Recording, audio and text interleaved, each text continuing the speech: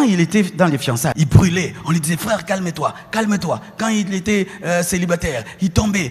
Frère, arrête, on brille, on te délivre. Maintenant, la femme est là, elle est à toi. Le mari là, il est à toi. Vous faites 1 année, 2 ans. Oh, Kolokamate, ça ce n'est pas l'ensorcellement.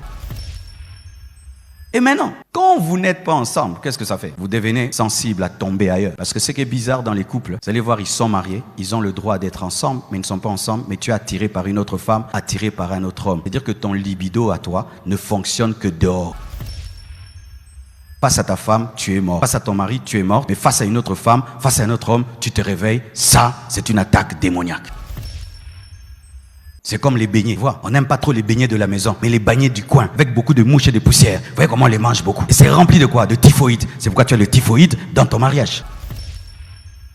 Et un couple qui n'a pas d'intimité ne sait pas résister face aux problèmes. C'est pourquoi vous êtes nerveux. Vous êtes tout le temps en colère. On pense que tu as des problèmes. Non, tu as d'autres problèmes. Tes problèmes proviennent du fait que tu ne bénéficies pas d'un produit chimique qu'on appelle la dopamine que Dieu a disponibilisé dans le corps afin de donner la paix.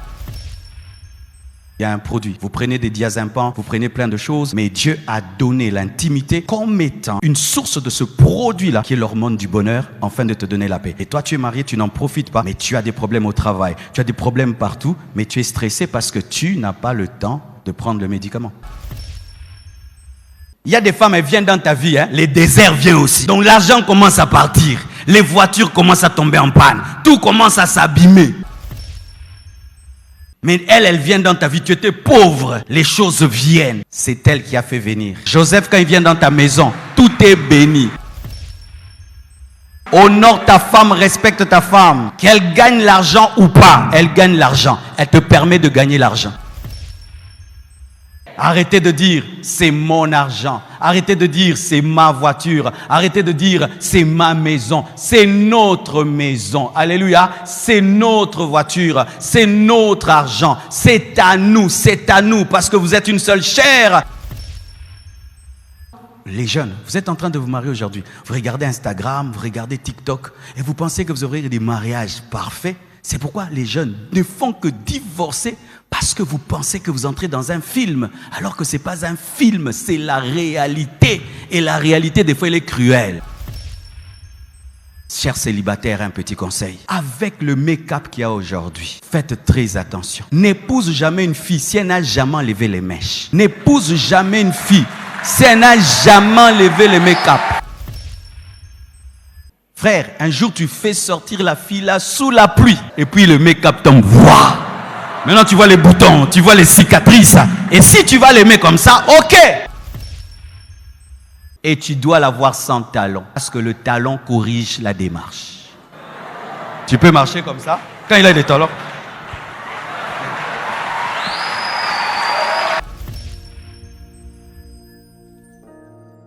Aussi, il y a le divorce sexuel. Esther 4, verset 10 à 11. Lorsque Esther, on lui dit que Aman veut tuer les Juifs et qu'elle devait plaider la cause d'Israël, elle dit ceci, que j'ai fait 30 jours sans voir le roi. 30 jours, elle n'a pas vu le roi. Donc 30 jours sans intimité. Pour Esther, c'était 30 jours, mais d'autres, c'est 2 mois, 3 mois, 6 mois, 7 mois, 1 année. Je connais même d'autres qui font 2 ans. 2 ans. 2 ans. Alors c'est bizarre. On est tout le temps en train de prêcher contre l'impudicité aux célibataires. Tout le temps, ils confessent, pasteur, que je suis tombé, je suis tombé. Mais vous avez le droit de tomber, vous ne tombez pas. C'est bizarre. Quand on était des enfants, on nous interdisait de prendre trop de choses dans le frigo. Mais depuis que j'ai mon propre frigo, vous savez, je ne mange pas trop les choses qui sont dans le frigo. Et beaucoup de gens sont comme ça dans le mariage. Quand il était dans les fiançailles, il brûlait. On lui disait, frère, calme-toi, calme-toi. Quand il était célibataire, il tombait. Frère, arrête, on brille, on te délivre. Maintenant, la femme est là, elle est à toi. Le mari là, il est à toi. Vous faites 1 année, 2 ans. Oh, Kolokamate. En français, ça, ce n'est pas l'ensorcellement. Mais c'est vrai. Et maintenant, quand vous n'êtes pas ensemble, qu'est-ce que ça fait? Vous devenez sensible à tomber ailleurs. Parce que ce qui est bizarre dans les couples, Vous allez voir, ils sont mariés, ils ont le droit d'être ensemble, mais ils ne sont pas ensemble, mais tu es attiré par une autre femme, attiré par un autre homme. C'est-à-dire que ton libido à toi ne fonctionne que dehors. Face à ta femme, tu es mort. Face à ton mari, tu es morte, mais face à une autre femme, face à un autre homme, tu te réveilles. Ça, c'est une attaque démoniaque. C'est comme les beignets, tu vois. On n'aime pas trop les beignets de la maison, mais les beignets du coin, avec beaucoup de mouches et de poussière. Vous voyez comment on les mange beaucoup. Et c'est rempli de quoi? De typhoïde. C'est pourquoi tu as le typhoïde dans ton mariage.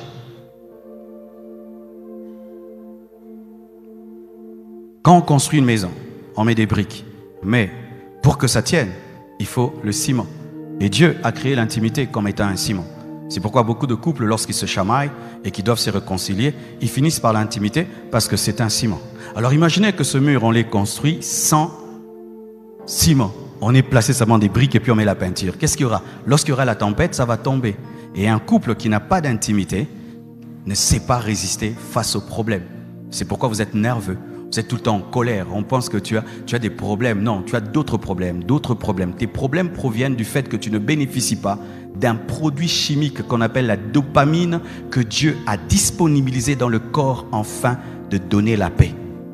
Oui, il y a un produit. Vous prenez des diazépams, vous prenez plein de choses, mais Dieu a donné l'intimité comme étant une source de ce produit-là qui est l'hormone du bonheur, afin de te donner la paix. Mais toi, tu es marié, tu n'en profites pas, mais tu as des problèmes au travail, tu as des problèmes partout, mais tu es stressé parce que tu n'as pas le temps de prendre le médicament. Alléluia. Vous vous chamaillez, la solution que vous avez, tu dors dans le salon. Pourquoi? Vous ne pouvez pas vous chamailler et puis tu dors seulement dans la chambre. Chaque fois que vous chamaillez, tu prends toujours. Aux hommes, on dit SDF, hein? En français, tu as un esprit d'SDF. Quoi, vraiment, hein? Non, si seulement vous chamaillez, tu sors de la chambre. Toi, tu n'aimes pas les lits. Vous chamaillez seulement, tu vas dormir au salon. Et les chaises du salon, c'est jamais confortable. Toi, tu dors au salon, l'autre dort dans la chambre. Même pire, vraiment, là, quand on exagère, tu vas dormir avec les enfants. Et les enfants savent que ces derniers temps, maman dort avec nous. Qu'est-ce que tu leur expliques? Qu'est-ce que tu expliques aux enfants? Quelle éducation tu donnes aux enfants quand toi tu dors avec eux? Papa, tu dors au salon, tu laisses maman en train de dormir dans la chambre. Maintenant l'enfant se réveille, il te trouve au salon. Qu'est-ce que tu vas expliquer? Et vous mentez, j'étais en prière. Tu priais Satan, hein? Même si vous vous chamaillez comment? Dormez ensemble. Ça fait ceci. Même si vous vous chamaillez, le matin vous allez vous saluer. Si ce n'est pas le même jour, dans un jour, dans 2 jours, dans une semaine, un bonjour sortira de celui qui est le plus spirituel et ça va revenir. Et une stratégie, quand vous dormez en colère, quand tu dors, fais comme si tu rêves et puis tu tournes, et puis,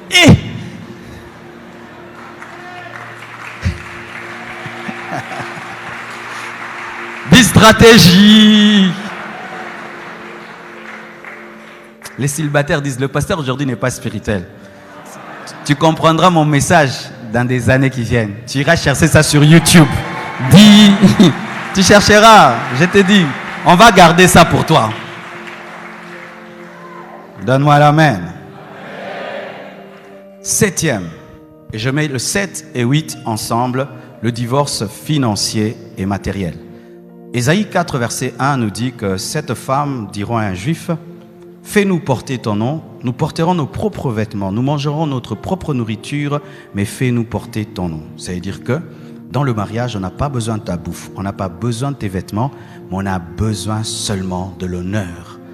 On ne veut pas, on aura notre argent, on aura nos biens, mais on veut seulement ton nom. On se marie, mais séparation des biens. Pour ma part, ça c'est ma part, je conseille aux chrétiens, lorsque nous nous marions, de nous marier selon le régime matrimonial de la communauté des biens. Quand est-ce qu'on fait la séparation des biens? C'est lorsque tu doutes que l'autre t'aime vraiment. Mais aussi, comment tu veux épouser quelqu'un et tu doutes qu'il t'aime vraiment? Mais il n'épouse pas. Alléluia. Oh non, j'ai fait la séparation de biens, peut-être qu'il m'aime pas. Mais on n'épouse pas. Amen. Hein? Toi tu épouses et tu doutes. C'est déjà bizarre. Ou bien, tu as fait ton premier mariage, ton mari est mort, ou tu as divorcé avec des raisons valables. Je vais donner les raisons valables. et tu as déjà eu beaucoup d'argent, l'autre aussi beaucoup d'argent, et puis maintenant, il y a déjà des héritages des enfants derrière, vous voyez, hein? Les noms des enfants dans les parcelles, et l'autre venir faire tous les documents. Il faut vous entendre, au lieu qu'on s'embrouille avec les droits, alors on va faire la communauté des biens astreintes au zaké, c'est-à-dire tout ce qu'on va acquérir ensemble maintenant sera à nous deux. Ben ça, je suis en train de réfléchir seulement, mais l'idéal dans le mariage, c'est que tout ce qui est à l'homme soit à la femme et tout ce qui est à la femme soit à l'homme. Amen. Alors qu'est-ce qui arrive lorsque on divorce financièrement et matériellement? Voici des mots qui commencent à sortir. Mon argent, mon argent, mon argent. Dis mon argent. Ma voiture, ma maison. D'autres font rire même. Ma télévision. Ma télévision, ma voiture, mon argent. Et d'autres, ils vont plus loin. Surtout les hommes. Je te nourris. Moi, je travaille. Toi, tu restes ici. Je te nourris. Ah bon, tu es sûr? Si cette femme-là te cassait la tête tous les jours, tu aurais la force d'aller travailler? Un jour, je prêche. Un papa de l'église suit maman Blanche. Elle lui dit, maman, prends $1000. Oh, c'est moi qui ai prêché. Elle lui donne. Et puis, elle dit, pourquoi? Elle dit, un homme ne peut pas prêcher comme ça sans qu'on lui donne la paix. C'est sûr que tu te donnes la paix, c'est pourquoi il nous prêche comme ça. Prends $1000. Et c'est vrai, hein? C'est vrai. Quand on voyait, je prêche là. Oh, pourquoi maman pasteur ne prêche pas? Maman Blanche, elle prêche tous les jours ici. Dans ma prédication, elle prêche. C'est une femme qui a compris qu'un homme de Dieu ne peut pas opérer dans la révélation de la parole sans la paix. Elle s'occupe de tout pour que moi, je sois concentré sur Dieu. Quand je prie, elle vient là. Ça va? Quand je travaille, ça va? Ça va? Tu veux qu'on t'envoie un jus? Tu veux ceci? Quand j'étudie, je finis. Tu as eu combien à tes examens? Ah, j'ai eu 10 sur 10. Ah, mon mari, tu es intelligent. Et puis, c'est sous courage, il est sous. Quand j'ai encore 9 sur 10. Chérie, j'ai eu 9. Oh, tu es intelligent. Et puis, maman Blanche, mon oracle, pensa. Quand tu me vois te prêcher calmement, j'ai la joie à la paix. Pourquoi? J'ai la paix à la maison. Si j'avais pas la paix, hey, je vais vous insulter, je vais vous maudire. Soyez bénis. Parce que j'ai la paix. Mais non, tout ce que j'ai, qui me donne, c'est Dieu. Mais elle aussi, elle travaille avec moi. Elle est dans le ministère de la paix et du bonheur. Ok, tu ne comprends pas. Mais c'est moi qui travaille, c'est moi qui transpire. Ok, épouse une femme qui a la malédiction. Il y a des femmes, elles viennent dans ta vie, hein? Les déserts viennent aussi. Donc l'argent commence à partir, les voitures commencent à tomber en panne, tout commence à s'abîmer. Mais elle vient dans ta vie, tu étais pauvre, les choses viennent. C'est elle qui a fait venir. Joseph, quand il vient dans ta maison, tout est béni. Alléluia. Honore ta femme, respecte ta femme. Qu'elle gagne l'argent ou pas, elle gagne l'argent. Elle te permet de gagner l'argent. Donne-moi l'amen. Donne-moi l'amen.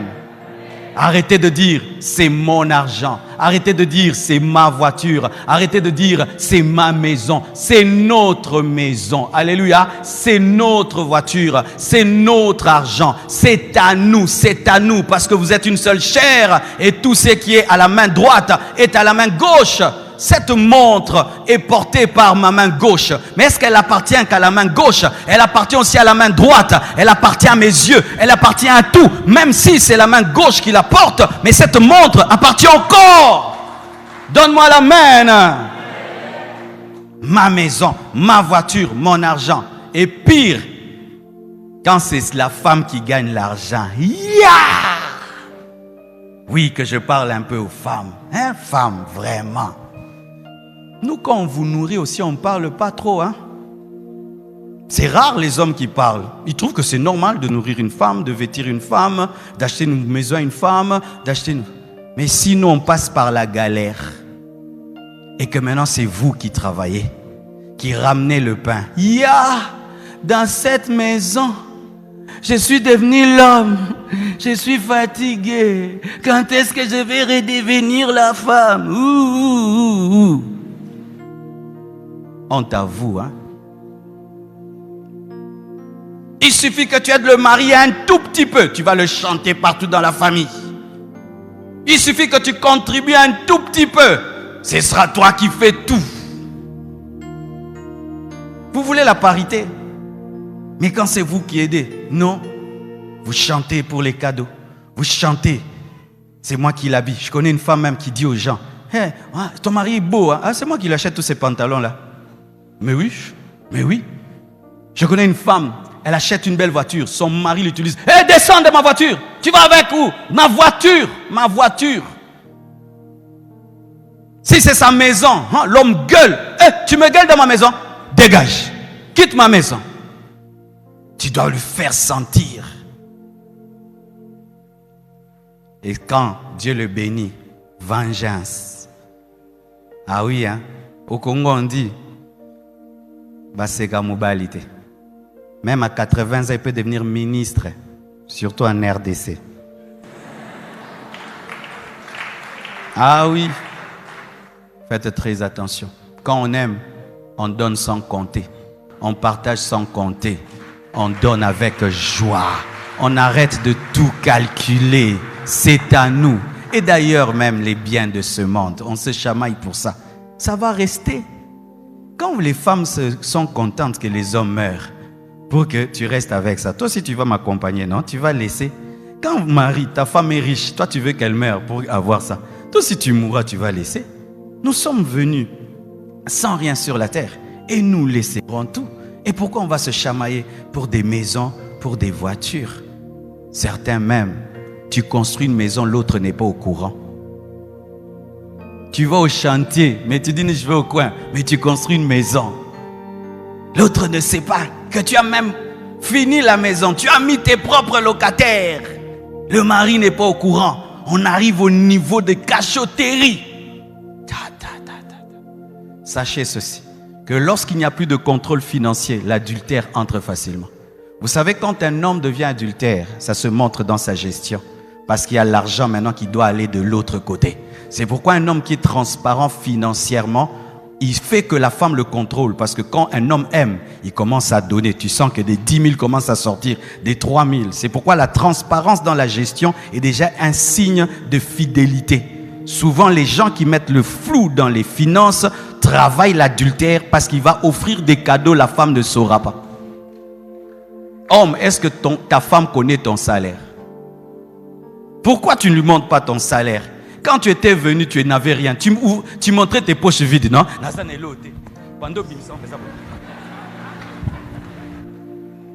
Maintenant, on te paye. Oh, fiche.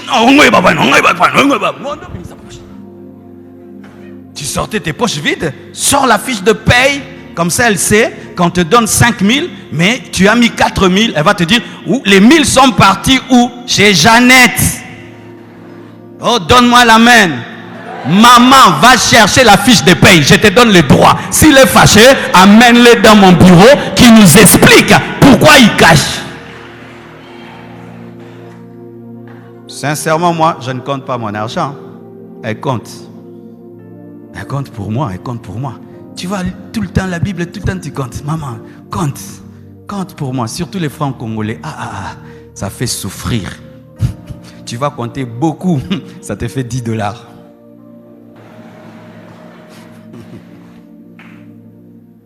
Alléluia. D'équilibre. Neuvièmement, le divorce juridique. C'est lorsqu'on va devant les cours et tribunaux, on engage des avocats. Et Deutéronome 24, verset 1 nous dit que Moïse avait permis qu'on puisse donner une lettre de divorce à une femme lorsque on ne sait plus vivre avec elle. Et il dit c'est à cause de la dureté de votre cœur. Je réfléchis souvent. Quand les gens vont devant les cours et tribunaux, c'est votre vie que vous dites aux avocats. Donc un avocat, un inconnu, il connaît tout sur vous. Tu dis tous les secrets de ta maison à un avocat. Vous allez devant des juges qui ne vous connaissent pas. Ils entrent dans votre maison, dans votre chambre. Ils ont les dossiers de votre famille en main. C'est terrible, hein? Tu te tiens là devant des inconnus. Tu accuses ta femme. Tu accuses ton mari devant des inconnus. Et puis eux, ils écrivent. Et puis ils partent avec vos dossiers. Waouh! N'arrivez pas jusque-là. Mais sachez que si vous ne voulez pas arriver jusque-là, arrêtez de penser, arrêtez de parler, arrêtez d'avoir de la haine, arrêtez de vous séparer physiquement, arrêtez toutes ces choses dont j'ai parlé en premier, sinon ça va vous conduire à un divorce. Et sachez, c'est pas parce que tu sors d'un mariage et tu divorces que tu vas trouver quelqu'un de bien. Et d'ailleurs, quand tu divorces, les gens ont peur de toi. Vrai ou faux? Celui qui a coupé la corde coupera encore la corde. Vrai ou faux? Vrai ou faux? Parce que tu as déjà l'expérience de couper la corde, non? Et en plus, regarde. Imagine, je divorce et j'ai 50 ans. À 50 ans, tu sais, maintenant, si elle dit non, pas où il y a 50 ans. À 50 ans, on t'a dit non, maintenant tu rentres aussi. On m'a dit non. À 50 ans, je vais me marier aussi. On me met aussi les chipas là. Eh, libal. Najo, on a un défaut vraiment. Hein? Bats-toi. Demeure là. Reste là. Bats-toi. Demeure là. Reste là. Moi, je vous dis devant Dieu. Moi, l'option divorce n'existe pas. Quel que soit ce que ma femme peut faire, je ne divorcerai jamais. Tu vois, comme certains, vous n'avez pas WhatsApp, non? Moi, maintenant, je n'ai pas téléchargé divorce. Ça n'existe pas. Quel que soit ce que Blanche peut faire. En français, c'est pas que je lui donne la grosse tête, mais je parle. C'est vrai. Quel que soit ce qu'elle peut faire, elle ne peut pas divorcer. Pourquoi? 1. C'est un échec. 2. L'impact que ça aura, ça va détruire des millions et des millions, même si j'ai raison. Combien d'âmes vont se perdre dans le monde entier? Ma petite vie et mon petit bonheur. Détruire des vies. Je préfère être malheureux que divorcer. Le problème, c'est que les chrétiens, on est des égoïstes. Mon bonheur, je ne suis plus à l'aise. Et le bonheur de tes enfants? Tu as pensé à tes enfants? Tu as pensé à toutes les personnes qui vont abandonner Dieu? Des fois, les politiciens m'enseignent. Tu vas voir un païen, les politiciens. Il a une mauvaise femme, mais il reste avec elle, seulement pour avoir le pouvoir. Tu vois les politiciennes, son mari est bizarre, elle reste là pour le pouvoir. Mais les chrétiens, et surtout les hommes de Dieu, vraiment, qui divorcent comme des jeunes garçons, des jeunes filles. Un homme de Dieu, tu es plus qu'un chef d'État, tu es plus qu'un gouverneur, tu es plus qu'un ministre. Hein? Et puis, pourquoi tu as divorcé? La femme avait un mauvais caractère, elle ne me respectait pas, elle m'insultait devant les fidèles. Rien que pour ça, vraiment, rien que pour ça. Rien que ça. Tu ne peux pas mourir à toi-même? Quand j'ai lu le livre de Révivaliste, où le grand, celui qui a fait l'église presbytérienne, non, méthodiste, Charles Finet, hein, c'est ça, Charles Finet, je crois, John Wesley, qu'il était malheureux dans son mariage, sa femme le dérangeait à un niveau, mais il est resté avec elle et il a déclenché le réveil que vous connaissez, malgré cela. Mais toi, tu as une bonne femme, mais elle a un petit défaut. Tu as un bon mari, il a un petit défaut. Rien que pour ce petit défaut-là, tu vas te séparer. Maintenant, voici ce qui arrive souvent. Tu quittes ta femme pour le défaut A. Tu vas épouser une autre femme qui a la qualité là, mais qui a un autre défaut que ta femme n'avait pas. Maintenant, tu vas faire quoi? Tu vas faire un bouquet de fleurs. Oh, ma femme là n'est pas propre. J'épouse celle qui est propre. Tu épouses maintenant celle qui est propre, mais elle t'insulte. L'autre ne t'insultait pas. Maintenant, tu fais comment? Je quitte ses maris. Pourquoi? Il est sale, il n'aime pas brosser les dents. Ok. Tu épouses un autre, il est propre, mais sa propreté, c'est pour tout le monde. Garde celui que tu as. Garde celle que tu as. Avec ses qualités, avec ses défauts. Nous n'épousons pas des anges. J'entendais des filles, quand j'étais célibataire, qui disaient « Je prie que pasteur Marcelo m'épouse. Pourquoi? C'est un homme de Dieu, rempli de l'esprit. Si je l'épouse, ce sera toujours pauvre. » Je dis « Alléluia. Vous pensez quoi parce que je prêche, que je ne me fâche pas, que je n'ai pas de défauts? J'ai des défauts, des défauts.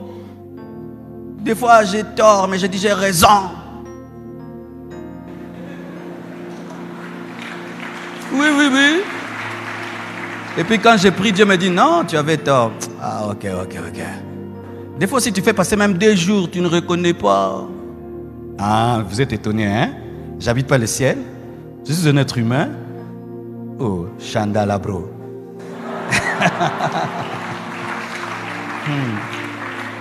Il y a des fois, je reviens de l'église, je suis fatigué, mes chaussures, tout. Tu n'as pas envie de les enlever. Tu te jettes sur les lits comme ça.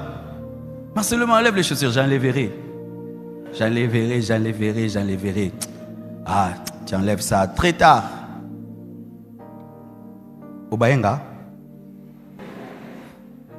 Je te démystifie le mariage, hein. Tu crois que tu vas épouser un Brad Pitt? Va te poser des questions à la femme de Brad Pitt, s'il est Brad Pitt dans la vraie vie. Tu veux épouser Angelina Jolie? Elle est Angelina Jolie dans la vraie vie? On a tous des défauts, on a tous des qualités. C'est la vie. Tout le monde le matin, ça bouge sans mauvais, vrai ou faux? Tout le monde, même la très belle femme, tout le monde. Ça prouve quoi? On a tous des défauts. L'odeur, c'est un défaut. Il faut brosser les dents. Pourquoi? Parce que si tu ne brosses pas les dents, ça dégage. Et tout le monde a ça. Donc tous on a des défauts.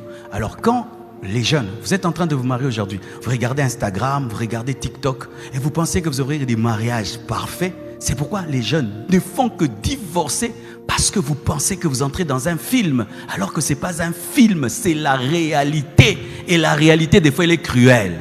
C'est pourquoi, chers célibataires, un petit conseil. Avec le make-up qu'il y a aujourd'hui, faites très attention. N'épouse jamais une fille si elle n'a jamais enlevé les mèches. N'épouse jamais une fille si elle n'a jamais enlevé le make-up. Nakobala yote. Longolanang.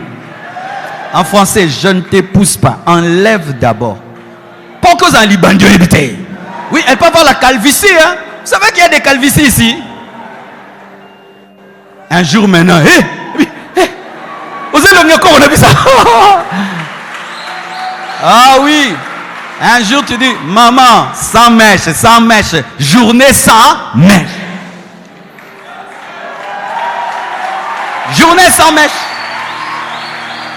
Je veux voir la couleur de tes vrais cheveux, l'état de tes vrais cheveux.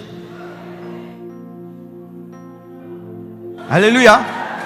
Et si il t'aime comme tu es, quand tu ajoutes, ok. Mais il doit voir comment tu es. Frère, un jour tu fais sortir la fille là sous la pluie. Et puis le make-up tombe. Waouh!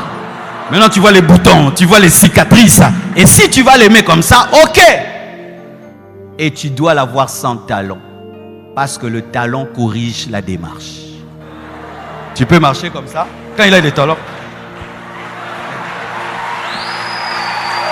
Ah oui, tu dois voir sans talon, sans make-up, sans mèche.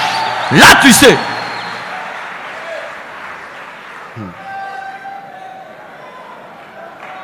C'est la vérité. C'est la vérité. Nos papas se sont mariés vraiment. Parce qu'ils ont vu la femme comme elle était. Nos mamans, c'était normal. Maintenant, quand elle va ajouter, waouh. Il ne faut pas que quand tu ajoutes, c'est waouh. Il faut quand tu n'ajoutes pas, c'est waouh. Quand tu ajoutes, c'est ré waouh.